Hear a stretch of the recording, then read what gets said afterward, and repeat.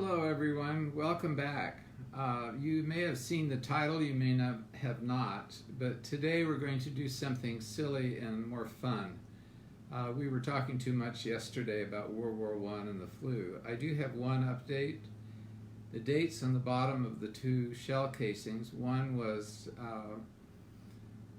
9/15, the other was December 17, and it's a very interesting. 9/15 was just about at the beginning of the war where they needed to produce shells, and the other one, December 17, was when the Spanish flu epidemic started happening.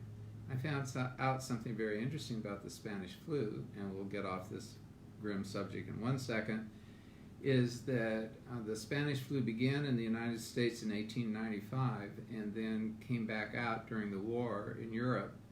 And actually, anyone who was old who lived through the epidemic in 1895 survived. So a lot of young people died, and both here and abroad. So that's enough of that for today. I'm broadcasting from my kitchen. I'm sitting in what I would consider my garden right now because nothing's growing outside except everything's growing outside, but I'm not outside to enjoy it. Today we're going to do something a bit different. I'm going to do something really silly, and we're going to look at some funny, silly, and wonderful porcelain, ceramics, and wood. Just a few things from my collection.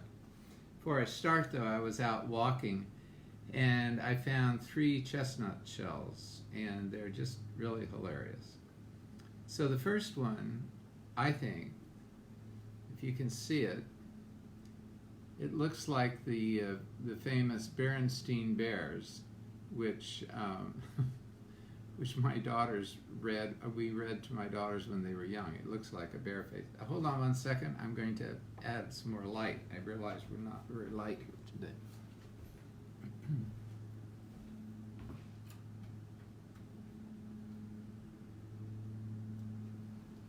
That's much better. Sorry, everybody. I'm back. If you notice, it's warmish in the house, but I've decided to wear a security blanket today. That's why we call it pigs in a blanket. So I've got my security blanket on. So this looks like Berenstain Bear, a little bit like the face of a bear. If you can see it, maybe I can get it back further. There we go. There it is. Or it looks like my friend Eric, who has an awesome BMW motorcycle and loves to ride the hills of San Francisco when he has his helmet on. So hey Eric, hi, I hope you're having a good day. I hope you're not just locked in your house. So this looks like a guy with a motorcycle helmet or Berenstain Bears. So then, after we've been reading Lion, Witch, and the Wardrobe, which we'll be doing again tonight, we're on chapter 6, and I found this. This looks like a ghost or a ghoulie, if you can see it. It's really fun. Anyway, I thought you might like that. Then I found a third one, which is really totally awesome. And to me, I've always been loving the figure of Glimfeather.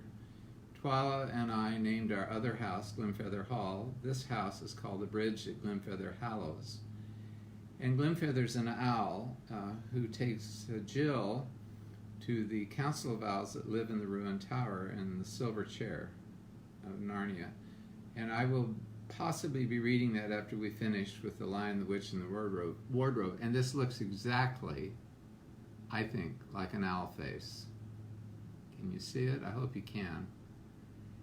And in fact, besides being Glimfeather, my son-in-law's mother, Mama J, we were at her house in Arlington and went out one day, and over the driveway was a cable, and on the cable was the most beautiful white hoot owl, and it stayed there twice. We saw it. It was almost albino. It looked like it was carved out of ivory. It was amazing. So I thought you might like that little owl face.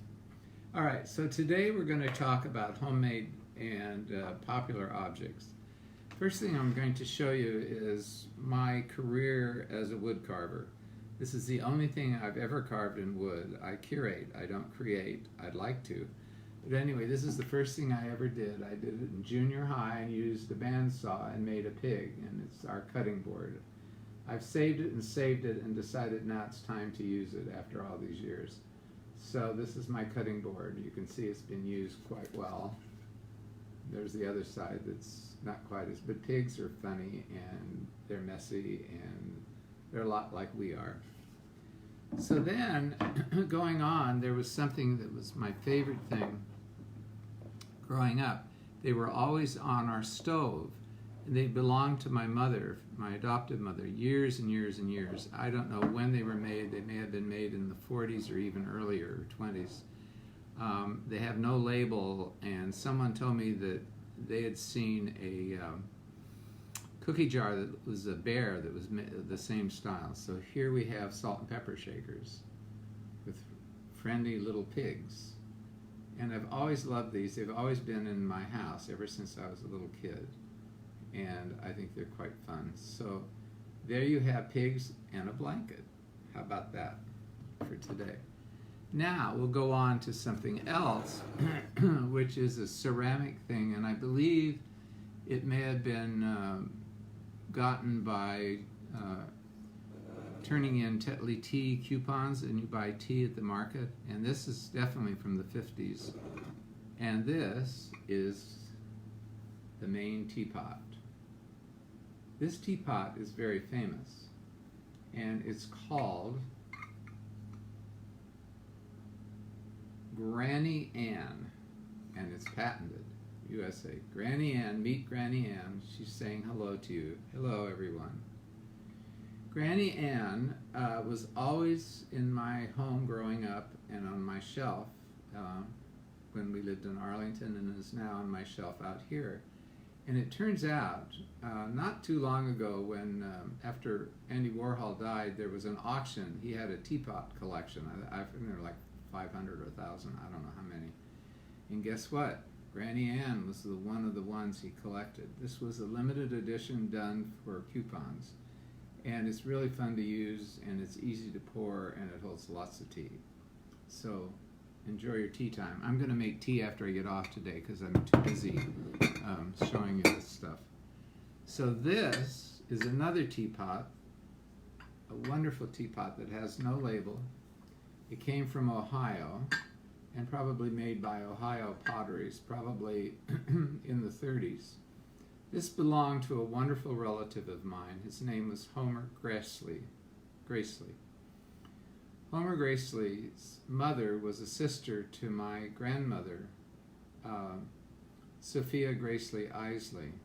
And this was out in a small town in Kossuth, Ohio, near Spencerville, Ohio, just outside of Lima. This teapot reminds me of something more wonderful. It reminds me of he and his wife. His wife was an organist, a musician just like Twyla, and she played the organ for the small country church near where they lived. He was a farmer and sold insurance. And he became a really close friend later in years in my life after I got out of college. And the story always was, there was something that we shared. His mother, it turns out, like Abigail, was a nurse. And she worked with a doctor in the small town. She had gotten pregnant out of wedlock and was so full of shame.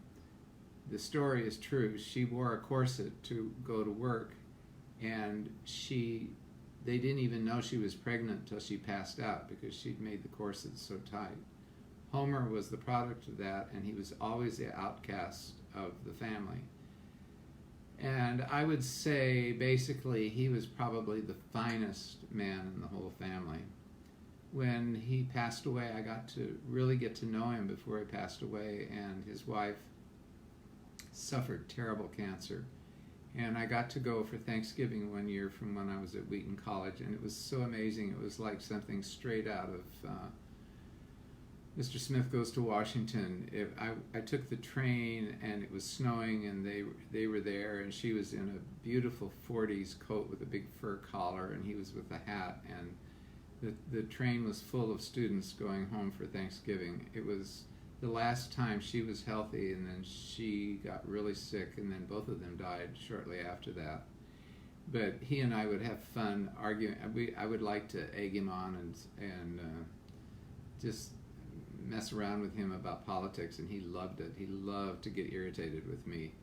And it was just such a heavenly relationship. Every time I look at this, I think of them.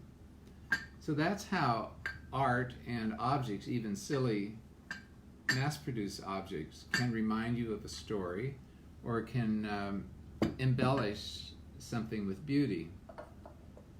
There are two other things I'm going to show very briefly. These are two white porcelain birds, and they're salt and pepper shakers. Now, there's an old wives' tale that you can catch a bird if you sprinkle salt on its tail. Well, it's an oxymoron because, first place, if you got that close or if you shook salt on the tail, you'd never be able to catch him. He'd fly away. So anyway, these are kissing cousins. My friends Steve and Missy have, and I gave them another pair because both of us have for years loved Portlandia. There's one, I don't know if any of you have ever watched Portlandia, but you need to do it. It's about hipsters in Portland, Oregon. And there's this one where it's just hilarious. I played it over and over again. It's called Put a Bird on It. And they have this gift shop, and they have all these things in it, and they all think that it would be better to put a bird on something to decorate it, to sell it. The end of the story is the doors are open in spring, and all these birds come in and poop and attack them. So put a bird on it. And finally, something not quite as funny, but quite wonderful, or something I just found. They were in a thrift shop for $1 for the two, and it's Jacob's Well. These were little handmade jugs, probably from the 50s or 60s. They were souvenirs from Jacob's Well in the Holy Land, and I've always identified with the story of Jacob and his whole trying to steal his identity, and then him being blessed by God and healing his relationship with his family. So these are from Jacob's Well. There's, it's very interesting. There's some connection with Jacob, not just at his well with this. I haven't quite figured it out yet, but I will keep working on it. The last thing I wanted to say to you is that tonight we'll be reading the next chapter, and if you guys are interested in it, I would love to do a talk comparing 1917 and now, and touch, sense, beauty, and music, all of that together. If you want a treat while you're locked up at home in quarantine, go to the app for the Berlin Philharmonic. I've mentioned it before, but I've been watching it again. It is just amazing. And they did a special concert without an audience just this last week on Barrio, a contemporary, amazing angst-ridden composition with voice and strings. And then they did a beautiful Bartok that has a triumphant ending. So thank you for all of you joining, and I look forward to seeing you again. Hope you stop by tonight at 7. I will be in the living room by the fireside, keeping warm. So I'm going to wrap up in my security blanket, and it's been so great to have you all with me. Love you all so much, and hope to see you again. God bless.